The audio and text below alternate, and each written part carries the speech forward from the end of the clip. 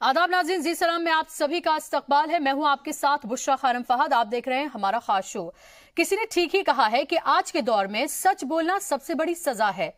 हम ऐसा इसलिए कह रहे हैं क्योंकि केरल में रेप के मुलजिम बिशप के खिलाफ आवाज उठाना 4 नन्स को महंगा पड़ गया है। इन चारों नन्स को मुतासिरा का साथ देने की सजा दी गई है। रेप के मुलजिम के खिलाफ आवाज उठाने वाली 4 नन्स का ट्रांसफर कर दिया गया। इस पर बात करने के लिए खास मेहमानों का पैनल मेरे साथ मौजूद है, जिनका तारुफ मैं आपसे कराना चाहूंगी। मेरे साथ मौजूद हैं सलमा फ्रांसिस, जो कि सोशल एक्टिविस्ट हैं। इसके साथ ही अमलेंदु उपाध्याय, सीनियर जर्नलिस्ट, मेरे साथ मौजूद हैं। संजय के चड्डा, एडवोकेट सुप्रीम कोर्ट के, मेरे साथ मौजूद हैं। आप तमाम मेहमानों का बहुत बहुत इस्तकबाल है। सलमा, मैं आपसे शुरुआत करना चाहूंगी कि इस पूरे मामले को आप किस तरह से देखती हैं कि अगर एक नन के साथ जिसने ये इल्जाम लगाया है कि एक फादर ने, एक बिशप ने उनके साथ रेप किया और जिनसी इस्तेसाल उनका किया, उसका इल्जाम लगाया, उनके साथ ही नन्स जो है साथ आकर खड़ी हो गई, तो उन्हें अब इतनी बड़ी सजा दी जा रही है कि अलग अलग जगहों पर उनका ट्रांसफर किया जा रहा है। ऐसे में तो उनकी जान को खतरा भी हो सकता है। देखिए, बिल्कुल सही बात है। इसमें ये एक्शन लेना चाहिए था कि जिस तरह से ये नोटिस इशू की गए, ये पहली बात तो बहुत गलत है। ठीक है, हम मानते हैं कि हर एक मिशनरी का या जो भी संगठन होता है उसका अपना एक एनुअल कॉन्फ्रेंस होते हैं, उनके ट्रांसफर की प्रक्रिया होती है, जो मैं जानती हूँ जो होता है इनमें, जो कि इनके एनुअल कॉन्फ्रेंस में ये हुआ है और इन ट्रांसफर किया है। फर्स्ट ऑफ ऑल हमें ये देखना चाहिए कि या सिर्फ उन 4 नन्स का ही ट्रांसफर किया गया है या एनुअल कॉन्फ्रेंस के अकॉर्डिंग इन्होंने बहुत सारी नन्स में ये ट्रांसफर के ऑर्डर्स निकाले हैं। एक चीज के इन्हीं चारों को फोकस किया क्योंकि ये रेप से जो रेप पीड़िता है उनके साथ जुड़ी हुई है, उनकी आवाज में अपनी आवाज मिलानी है। दूसरी बात, अगर इस तरह से ये ट्रांसफर करते हैं, जरूरी नहीं है कि जब सुबह मेरी फादर स्टैंडरी से ही न्यूज पे बात हो रही थी तब उन्होंने कहा था कि ये उनको उन्हीं जगहों के लिए बिहार और पंजाब के लिए अपॉइंट किया गया है। तो अगर सेवा की बात है और ट्रांसफर करने की बात है तो सेवा करना जरूरी नहीं है उसके लिए कोई जगह चूज की जाए, वो वहां रह के भी सेवकाई कर सकती है। तो ये जरूरी नहीं है कि उनका ट्रांसफर किया जाए। दूसरी चीज ये है, अगर इस तरह से ट्रांसफर होते रहे तो इस तरह से जुर्म बढ़ता रहेगा और ये घटेगा नहीं और उसको और शय मिलेगी। क्योंकि जिस तरह से जब वो फादर फ्रैंको वहां से शर्ते जमानत पे छूट कर आए तो लोगों ने उनका स्वागत किया, जो कि बहुत ही गलत चीज थी, जो नहीं करना चाहिए था। इन चीजों को करते हुए इनको एक और अपने आप में स्ट्रॉन्ग पॉइंट मिला कि जब स्वागत किया तब कुछ नहीं हुआ। तो अभी ये देखा जाए सलमा, तो एक तरह से मजहब के नाम पर ये सब कुछ किया जा रहा है। आप एक तरह से एक नन्स को जिन्होंने अपना सब कुछ छोड़कर वो एक तरह से खिदमत में लग गई और उनके साथ पहली बात तो इतना घिनौनी चीज की गई, और उसके बाद जब फादर फ्रैंको जो है वो बाहर निकल कर आते हैं जमानत पर, तो मालाएं पिनाकर उनका बाकायदा तौर पर इस्तकबाल होता है। ऐसा लगता है जैसे कि पता नहीं कोई वीर सपूत जो हैं कहीं कुछ जंग से लड़कर वापस आए हैं, बिल्कुल ऐसा इस तरह का इस्तकबाल उनका किया गया। और ऐसे में जो ट्रांसफर किया गया है और माना कि नन्स वहां से चली जाती है तो पूरा का पूरा केस आपको नहीं लगता कि मुतासर हो जाएगा? बिल्कुल हो जाएगा, क्योंकि ऐसे उन जो 4-5 वो जो नन्स हैं और जो विक्टिम है उनके अपना खुद का एक मनोबल कमजोर हो जाएगा और वो आपस में टूट जाएंगी। और आप देखिए इसकी ये विडंबना की इन चारों को अलग अलग क्षेत्र में दिया गया है, किसी को बिहार, किसी को झारखंड, अलग अलग कर दिया गया है। इन चारों को अलग कर दिया गया ताकि वो अकेले बैठ के उनको तोड़ सके और उनको विड्रॉ कराया जा सके। ये कहीं ना कहीं एक को प्रेशर में ला के चेंज करना बहुत इजी हो जाएगा, जबकि इकट्ठे होके चेंज करना बहुत मुश्किल है। तो शायद वही केरल है ना जहां की हुकूमत ने सबरीमाला मंदिर में औरतों की जब एंट्री की, जब हम बात हुई तो किस तरह से वो बिल्कुल रॉक की तरह कहें कि एक पहाड़ की तरह खड़ी हो गई और तमाम तरह के हिफाजत के इंतजाम किए गए, सब कुछ किया गया। यहाँ पर क्या वो औरतों का मसला नहीं, यहाँ पर वो हुकूमत कहाँ चली गई अब? एग्जैक्टली जब अयप्पा मंदिर की बात अमलेंदु जी आपसे जवाब चाहूंगी। देखिए, एक तो पहली बात ये है कि अभी इसमें सरकार बीच में कहीं नहीं, अभी ये केवल मिशनरीज का मामला है, अभी आदेश आया है। तो सरकार इस पे क्या करती है ये आगे आने वाले समय में देखना होगा कि सरकार का उसमें कितना दखल है, कितना सरकार दखल दे सकती है और उसका क्या एक्शन है। जो सबरीमाला का इशू है वो एकदम दूसरी तरीके का इशू है, उसमें सुप्रीम कोर्ट का एक आदेश है, उसका पालन सरकार करा रही है। लेकिन खवातीन के तहफ्फुज का मामला तो है। नहीं, निश्चित तौर पर है खवातीन के तहफ्फुज का मामला, और इससे सरकार भी इनकार नहीं कर सकती है। अगर इस तरीके का कोई मसला होगा तो सरकार को मुझे लगता है कि उसमें हस्तक्षेप करना पड़ेगा और सरकार करेगी भी, ये उसका दायित्व बनता है। क्योंकि जिस तरीके की सरकार वहां है और जिस तरीके से वहां एक लंबी महिला दीवार बनाई गई इस इशू को लेकर के, सबरीमाला इशू को लेकर के, तो जाहिर सी बात है कि वो केवल इसी इशू पे नहीं, वो सारे इश्यूज पे होना चाहिए और उस पे सरकार को एक्शन लेना चाहिए निश्चित तौर पे। लेकिन ये कब होगा, ये अब ये सरकार का जाहिर सी बात है। मुझे लगता है कि जिस तरह से ट्रांसफर किया जा रहा है, हुकूमत को उसमें इंटरवीन करने की जरूरत है, क्योंकि ये सिर्फ एक नन उन मुतासिर जो है उसका ही सिर्फ मामला नहीं रह गया है, बल्कि ये सब जो एक तरह से गवाह हैं जो साथ में उनकी खड़ी हुई थी, उनका भी मामला है, उनकी सिक्योरिटी का भी मामला है और उनको खतरा भी हो सकता है, क्योंकि जिस तरह की तस्वीरें आ रही हैं वो काफी चौंकाने वाली हैं। संजय जी भी चेक करना चाहिए कि ये जो एनुअल कॉन्फ्रेंस के तहत इन्होंने जो इनका एक सीबीसीआई का एक अपना जुडिशियल सिस्टम होता है जिसमें वो ट्रांसफर करते हैं, इसमें वो उन्हीं का चलता है जिसको भी ट्रांसफर करेंगे, बट उसको देखना जरूरी है कि वो सिर्फ उन 4 और 5 नन को फोकस कर रहे हैं या काफी सारी नन्स को, फादर्स को इन्होंने ट्रांसफर किया है। मकसद क्या है? जाहिर सी बात है ये उनका अभी मौक़िफ़ जब सामने आएगा तब ये बात साफ हो जाएगी, लेकिन फिलहाल इतना साफ ही मामला लग नहीं रहा है। संजय जी, आप किस तरह से इसको देख रहे हैं? एक मुलजिम जब जमानत पर बाहर आता है तो उसे फूल मालाएं पहनाई जाती है, वो भी रेप का मुलजिम है, और फिलहाल यहां पर नन्स को ट्रांसफर किया जा रहा है। तो ऐसे में साफ साफ ये लग रहा है कि एक जमानत पे आए शख्स जो है उसकी किस तरह से दादागिरी चल रही है। देखिए, आपने बहुत अच्छी तरीके से बताया और पहले भी ये बात हुई कि जो ये मैं कानूनी तौर पे आपको बताना चाहूंगा कि कानून क्या है ऐसी परिस्थिति में, ऐसे सर्कमस्टांसेस में कानून हमारा क्या कहता है। देखिए, 2 एस्पेक्ट हैं। पहला एस्पेक्ट है कि ये जो आप कह रही हैं कि ये जो ट्रांसफर्स हुए हैं ये मालाफाइड ट्रांसफर्ड है, क्योंकि जो हायर अथॉरिटीज हैं वो कहीं ना कहीं से हैंड इन ग्लव हैं जो एक्यूज है उसके साथ। तो यहां पे 2 एस्पेक्ट हैं। पहला एस्पेक्ट है कि इन ट्रांसफर्स को हम चैलेंज कर सकते हैं कोर्ट ऑफ लॉ में, वहां पे आप जाके बताइए। देखिए, कानून बहुत सीधा और स्पष्ट है इस चीज के ऊपर कि कहीं पे भी अगर जो ट्रांसफर है वो ऐसा प्रतीत होता है या ऐसा दिखता है कि ट्रांसफर की वजह से उसका इफेक्ट जो है कुछ और है, जो if you lift the corporate veil, उसके पीछे जो अगर आप उठा के देखेंगे पर्दे के पीछे उसका उद्देश्य कुछ और है, तो वो गलत है, उस पर रोक लगेगी। पहला। दूसरा जो यहां पे बहुत महत्वपूर्ण बात है कि क्रिमिनल केस चल रहा है। क्रिमिनल केस में ये चारों जो नन्स हैं ये गवाह हैं, और विटनेस को अगर किसी भी तरीके से कोई परेशान करता है और उस तरीके से इन्फ्लुएंस करने की कोशिश करता है, स्टेट की जिम्मेदारी है प्रोटेक्शन देने की। बिल्कुल, पहली स्टेट की जिम्मेवारी है। तो देखिए, जहां पे मालाफाइडी है तो वो अपने इस ट्रांसफर को चैलेंज कर सकती है, पहली चीज। दूसरा, जहां तक क्रिमिनल केस है, दोनों अलग अलग चीजें हैं। क्रिमिनल केस में स्टेट में अगर वो एप्लीकेशन लगाएंगी तो जो स्टेट है वो उनको प्रोटेक्शन देगा, और मुझे ऐसा लगता है कि बिल्कुल सख्त इस पे कदम रोक के उनको रोकने का वो हो सकता है। एक छोटी सी और बात कह के मैं अपनी बात खत्म करना चाहूंगा। आप अपने जब बता रही थी तो आपने कहा था कि स्टेट को इंटरवीन करना चाहिए, जो सरकार है उसको इंटरवीन। मेरा ऐसा मानना है कि ये एक पर्सनलाइज्ड मामला है, दोनों ट्रांसफर जो, क्योंकि ये अभी स्टेट के डोमाइन में नहीं आया है। मेरे को लगता है कि ये नन्स अगर इस फैसले से दुखी हैं तो उनको जाके कोर्ट के पास जाना। बिल्कुल सलमा, आपको नहीं लग रहा कि इतने लंबे वक्त से ये पूरा मामला चला आ रहा है? ये गवाह बनकर सामने तमाम नन्स आई, साथ में खड़ी रही अपने साथी के, उसके बाद सजा हुई उनको, लेकिन वो जमानत पर रिहा हो गया, फिर उनके साथ लग ही रहा है। फिलहाल जिस तरह की पूरी तस्वीर नजर आ रही है कि फिर से एक तरह से उनके साथ वही सब कुछ किया जा रहा है। ट्रांसफर जिस तरह से किया जा रहा है, एक तरह से तोड़ने की कोशिश उनको की जा रही है अलग अलग करके, क्योंकि मामला इस तरह का नहीं है कि भाई हो सकता है कि एनुअल मीट होती है उसमें इस तरह का प्रोसेस होता है, ऐसा लग नहीं रहा है जैसे फिलहाल तमाम चीजें सामने आ रही हैं।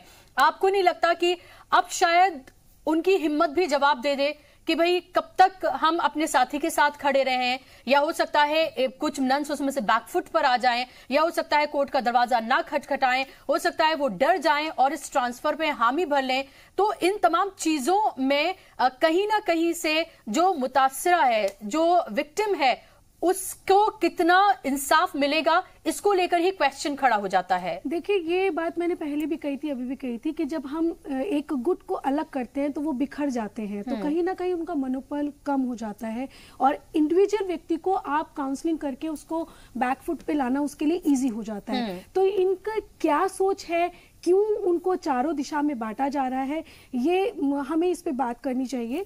दूसरी चीज ये है कि जो भी कमेटी है सीबीसीआई की, उनको ये सोचना चाहिए कि इन 5 विक्टिम्स को नन्स को जो इनके सपोर्ट में खड़े हैं प्रोटेक्शन देनी चाहिए। इनफैक्ट उन्हें यही साथ रह के जब तक ये केस खत्म नहीं होता तब तक उनको पूरा सहारा देना चाहिए, उनको सपोर्ट करना चाहिए। इससे एक चीज होगी, जब हम बात करते हैं धर्म की, चर्च की, मस्जिद की और मंदिरों की, तो कहीं ना कहीं अगर जब हम इनके साथ मिलकर खड़े हो जाते हैं, कोई भी समाज, सीबीसीआई भी खड़ा हो जाता है, तो कम से कम वो चेहरा साफ हो जाएगा जो आज कलंक के दायरे में खड़ा है। कहीं ना कहीं बात आती है, क्या चर्च पास्टर को सपोर्ट कर रहा है, बिशप के साथ खड़ा है। सलमा, इससे एक और चीज हो रही है कि ये सिर्फ एक चर्च तक सिमट कर नहीं रह गया है, एक बिशप तक सिमट कर नहीं रह गया है, बल्कि सबके ऊपर क्वेश्चन उठ रहा है, सबके ऊपर जा रहा है। बहुत एक अहम बात है यहाँ पे कि एक लाउड एंड क्लियर मैसेज जाता है, इंप्रेशन। देखिए कई चीजें ऐसी होती हैं जो हमको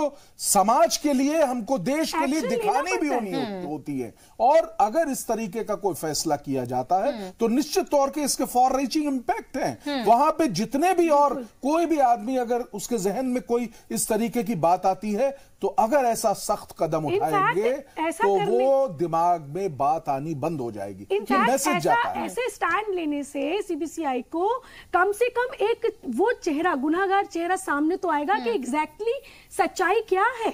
जी, और ये एक रिक्वायरमेंट और एक फ्री ट्रायल के लिए ये एक अहम रिक्वायरमेंट है। बिल्कुल। और इसके साथ साथ संजय जी एक बात इसमें ये भी निकल कर आती है कि क्या तमाम जो समाज है उसको बिशप फ्रैंको जो है उनको क्या अलग थलग नहीं कर देना चाहिए था, उनको तमाम चीजों से बिल्कुल अलग नहीं हटा देना चाहिए था? क्या चर्च या फिर जो बॉडी है जो तमाम डिसीजंस लेती है, क्या उसको अलग नहीं कर देना चाहिए था, बल्कि लग ऐसा रहा है कि सपोर्ट में खड़ी है? देखिए इनको बर्खास्त तो किया गया है, उन सारी धर्मगुरु की जितनी भी जिम्मेदारियां हैं उनसे तभी उनको बर्खास्त, फिर भी जिस तरीके से यहाँ पे वो सलमा वो फॉर्मेलिटी ज्यादा लग रही है।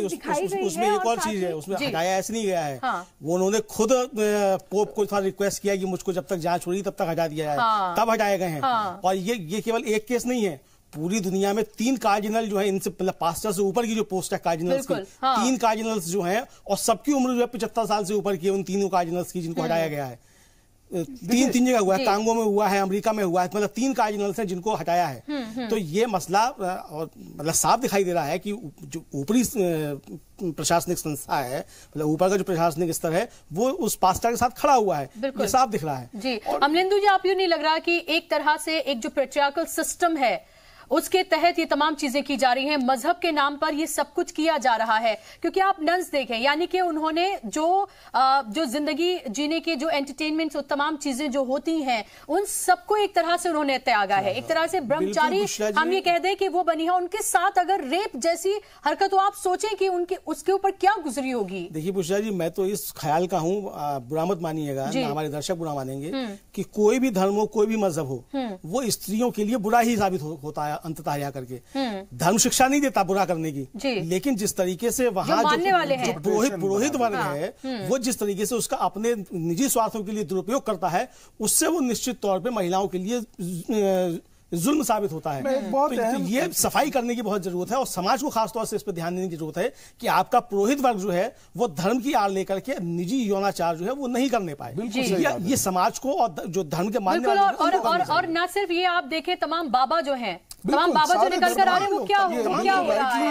आप देखें कि बिल्कुल मजहब के नाम पर क्या हो रहा है औरतों के साथ, उन्हें किस तरह से बेवकूफ बनाया जाता है, एक षड्यंत्र पूरा रचा जाता है, उसमें उन्हें फंसाया जाता है, और फिर सबसे आसान हो रहा होता है उनके साथ इस तमाम तरह की हरकतें करना। जी देखिए, किसी का भी धर्म, चाहे वो कोई भी धर्म हो, कोई मजहब हो, कोई नहीं सिखाता कि आप इस तरह से गंदगी, बिल्कुल ऑफ कोर्स। आज हम उस जगह पे खड़े हैं जो आम व्यक्ति एक धर्म गुरु के साथ में मेल खा रहा है। नहीं तो एक जमाना ऐसा होता था कि धर्म गुरु का नाम लेते ही मतलब आपके अंदर एक श्रद्धा भर जाती थी, लेकिन आज एक आम व्यक्ति और एक धर्म गुरु में कोई फर्क नहीं रह गया। तो धर्म नहीं सिखा रहा है, ये जो शैतानी कीड़ा है जो इंसान की फितरत में आ चुका है, खून में आ चुका है, वो किसी, चाहे वो धर्म गुरु हो, चाहे वो एक आम बहुत पैसे, बिल्कुल। और आप ये भी देखिए सलमा, के हिंदुस्तान तक महदूद नहीं है। कभी हम ये कहें कि बाबा यहाँ पर ये कर रहे हैं, क्या यहाँ पर फादर यहाँ पर कर रहे हैं, बल्कि अगर हम बात करें तो इस तरह के फादर्स की अगर हम बात करें तो एक लंबी चौड़ी फहरिस्त सामने निकलकर आई है और एक तरह की पूरी मुहिम वर्ल्ड वाइड चली है इसको लेकर। चर्च में खुद चल रही है जी, मतलब रोमन कैथोलिक चर्च जो है उसमें बाकायदा इस पे बहस चल रही है और पिछले साल के आखिर में एक बड़ी बैठक भी हुई है चर्च के तमाम पदाधिकारियों की, बड़े पदाधिकारियों की, और उसमें इस पे चर्चा हुई है कि चर्च की छवि जो खराब हो रही है इस तरीके के केसेस से वो किस तरीके से सुधारी जाए। ये पिछले दिसंबर या के आखिर में ही ये तो बैठक हुई है। यही तो कहना है कि अगर जब सुधारने की बात आ रही है तो उन विक्टिम्स के, उन नन्स के साथ में स्टैंड करना चाहिए। सभी लीगल प्रपोजिशन जानना बहुत ही महत्वपूर्ण है। ये बहुत ही इम्पोर्टेंट है कि इन विटनेसेस को ये कई बार होता है कि हमारे विटनेसेस को उनके अधिकारों के बारे में नहीं पता होता। तो यहां पे इन नन्स के साथ न केवल मैं कहता हूं अगर उनकी जो ऑर्गेनाइजेशन है वो उनके विरोध में है, कोई फर्क नहीं पड़ता। सारा system, legal system, Indian legal system, तमाम जजमेंट्स हैं सुप्रीम कोर्ट के और हाई कोर्ट्स के जिसमें जो विटनेस प्रोटेक्शन है उसके बारे में कहा गया है। और ये केस एक ज्वलंत केस मेरे हिसाब से है जहां पे कि अगर मालाफाइड तरीके से उनका ट्रांसफर किया जा रहा है। और आप देखिए ना, केरल से उठा के पंजाब, बिहार जैसे राज्यों में इतनी दूर आप कर दे रहे हैं, तो ये उसी पंजाब में जहां वो खुद विषय है, जहां पे गड़बड़ हुआ, तो ये विटनेस प्रोटेक्शन के तहत जो कानून है उसका भी उल्लंघन है। और अगर किसी भी तरीके से क्या इसमें आप ही मुझे बताइए संजय जी, क्या इसमें कोर्ट के अलावा, क्योंकि आप जाहिर सी बात है लीगल एक्सपर्ट हैं, लेकिन हम स्टेट की बात करें, क्या हुकूमत खुद से कोई एक्शन नहीं ले सकती है? देखिए, इप्सो फैक्टो हुकूमत बिल्कुल ले सकती है। मैं आपको बताता हूं, ये जो रेप का केस है ये कोई इंडिविजुअल नहीं फाइट करता है। It is an offence against state यानी कि राज्य उस केस को लड़ रहा है। तो निश्चित तौर पे प्रोसिक्यूशन जो है उसके पास पूरे अखलात हैं, वो एक एप्लीकेशन कोर्ट में दायर कर सकती है। और इतना बड़ा कानूनी पुलिंदे हैं पड़े हुए जो इस प्रोटेक्शन के लिए बार बार कहते हैं ना कि जो पिछले जजमेंट्स हैं, पिछली नजीर हैं, इतनी सारी नजीरें हैं जो बता रही हैं कि विटनेस का प्रोटेक्शन होना चाहिए। कहीं पे भी विटनेस को इन्फ्लुएंस करने वाली कोई चीज है तो उसे रोका जाए। बिल्कुल। क्या अमलेंदु जी दोहरा चेहरा नजर नहीं आ रहा है एक ही हुकूमत का? नहीं, अभी दोहरा चेहरा नहीं कह सकते हैं, लेकिन अगर सरकार इस पे एक्शन नहीं लेती है और इस पे आगे नहीं बढ़ती है तब निश्चित तौर पे कहा जाएगा कि ये सरकार का दोहरा चेहरा है। लेकिन अगर सरकार इस पे आगे बढ़ती है और अपने जो उसके अख्तियारात हैं उनका इस्तेमाल करती है, क्या कोर्ट सुमोटो नहीं ले सकती इस मामले में? नहीं, कोर्ट भी सुमोटो ले सकती है और सरकार को भी लेना चाहिए। दोनों ले सकते हैं, दोनों को लेना चाहिए, क्योंकि ये निश्चित तौर पर एक ज्वलंत मुद्दा है और बहुत सेंसिटिव मुद्दा है।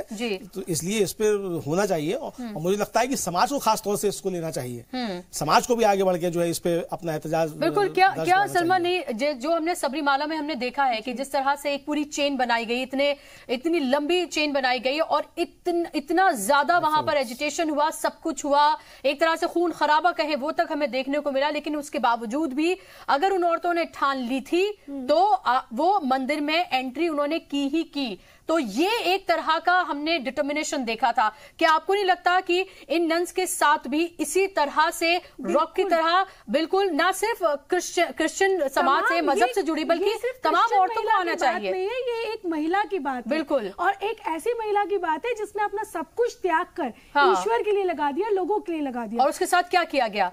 तो फिर आज कहाँ हैं वो लोग जो सबरीमाला मंदिर के बाहर खड़े हुए नारे लेके, झंडे लेके चिल्ला रहे थे? तो फिर यहाँ तो कौम को बांटने की बात हो गई ना। यहाँ कहाँ गई उस औरत की इस्मत, उस महिला की इस्मत जिसके लिए हम चिल्लाते रहते हैं कि इसको नहीं जाने देना, इसके साथ ये। आज सारी पार्टीज कहाँ गई?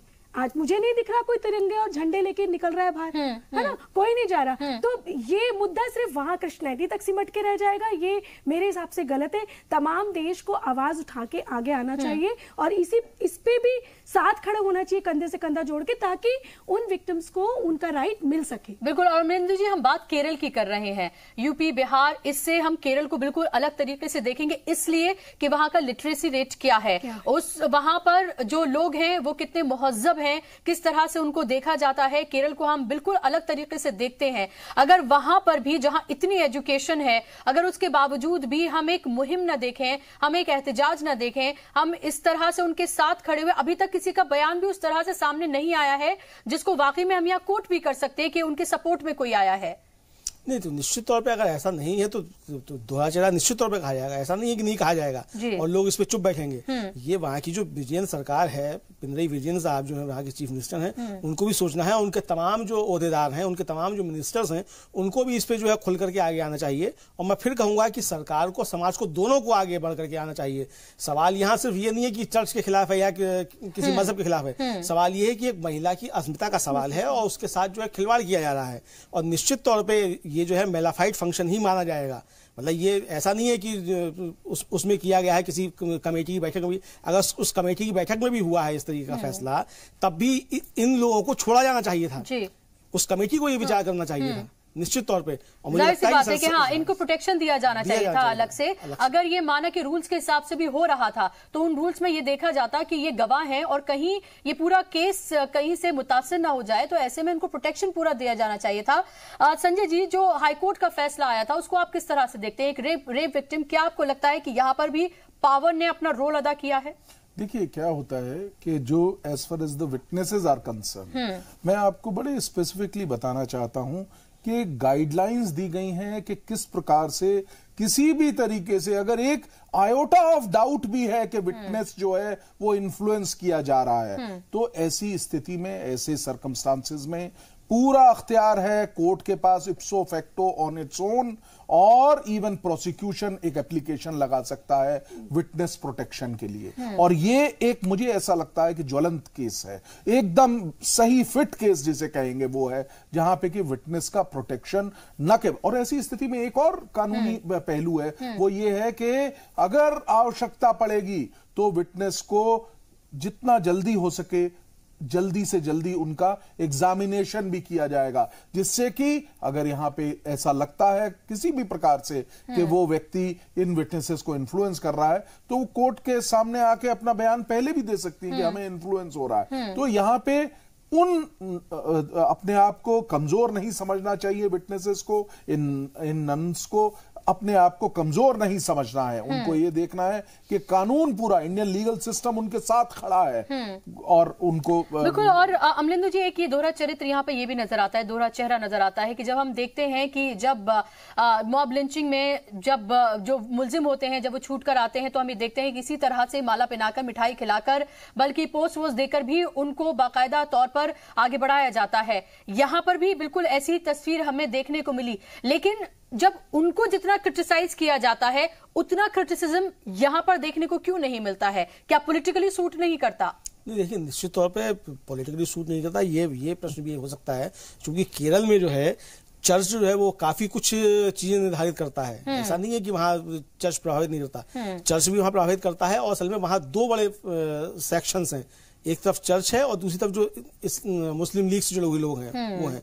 तो वहाँ ये दो प्रभावी हैं और ये दोनों ही जो है वो सत्ता का निर्धारण करने के बहुत बड़े केंद्र हैं वहाँ, और ये प्रभावित करते हैं। तो इसलिए ये कहा जाए कि चर्च वहाँ प्रभावित नहीं करता और सरकार दबाव में नहीं होगी, मैं इसको मानने को तैयार नहीं हूँ। लेकिन ये सरकार की ईमानदारी पर निर्भर करेगा, उसकी अपनी निष्ठा पर निर्भर करेगा कि अगर उसके ऊपर दबाव है तो वो इस बात को खुल के कहे, जिस तरीके सबरीवाला मंदिर के प्रश्न पे वो साफ खुल के लगातार सामने आए और उन्होंने एक तरह से सपोर्ट दी। लेकिन फादर फ्रैंको का जब अरेस्ट की बात आई थी एफआईआर की, तो वहीं पर हमारे बीजेपी के एमएलए साहब ने आके उस एफआईआर को रोकने की पूरी कोशिश की थी।